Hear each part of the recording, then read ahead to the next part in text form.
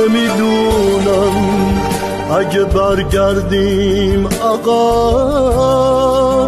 دل توقی واسه کی پر میزنه.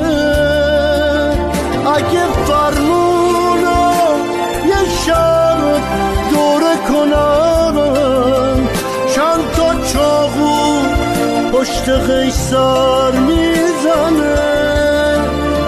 نمیدونم اگه برگردیم عقب داشاکال به عشق کی سر میکنه.